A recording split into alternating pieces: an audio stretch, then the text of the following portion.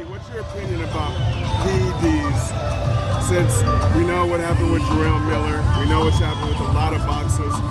We haven't heard your perspective on how PEDs have affected the sport of boxing. My perspective is that there is a huge ped problem in America. And I think there's a huge ped problem everywhere. But do you know how many fighters in this country are not getting tested? Like, it encourages you to cheat, you know? Like, the WBC are doing a great job, but they can't fund the system in a way that is needed. Like when you do individual VADA testing, like we do for Joshua fights, and a lot of people do for the big fights, it's $40,000 or $50,000 for one fight. You can't do that throughout the whole card.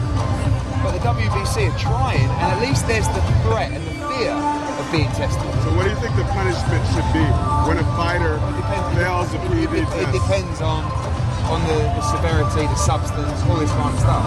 I mean, Jarrell is another story. Yeah, three tests. Yeah, I mean, that may be one of the biggest doping captures of all time in boxing. You know, when that comes out, when the truth really comes out about the excessiveness. But I just feel like the commissions and even the national body or even the government have got to come together and say, right, we have to do something here to test American fighters. Because it's crazy, you know, what's the point in a commission doing a drugs test on the night? Like, they're even wasting money. I'd rather they put that money in just to say, right, you will be randomly tested once during your 12-week camp and not tell you when it is.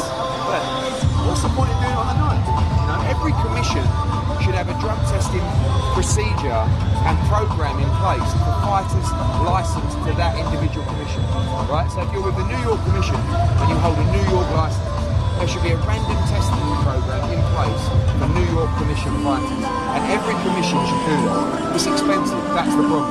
So maybe it has to be government funded.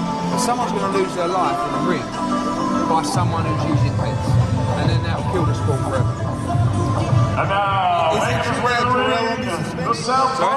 Is it true that Big Baby won't be suspended? No, well the problem is he doesn't hold a license in New York, so they can't do anything. The New York Commission, right? If he did, they'd suspend him immediately. So what he has to do is he has to reapply in any commission he likes. I can't see any commission granting him a license at the moment, certainly in this country. How do you have a fight with Joshua with no boxing license? Say that again? How do you have Because you have to apply for your license, which he applied for his license, but he got denied. It's a very simple process. If you're not suspended anywhere or you've got no issues, it gets done in a day. But obviously now, it's a different story. Eddie, last one for me, man. Anybody that from the past, any great fighters Devin Haney reminds you of, being that you just signed him?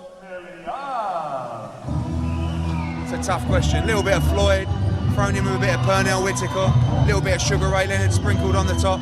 That's Devin Haney. Would he be as big a star as those guys, though, in terms of... He's 20 years old. He's had 21 fights. He's a super talent. What do you think of his following? He has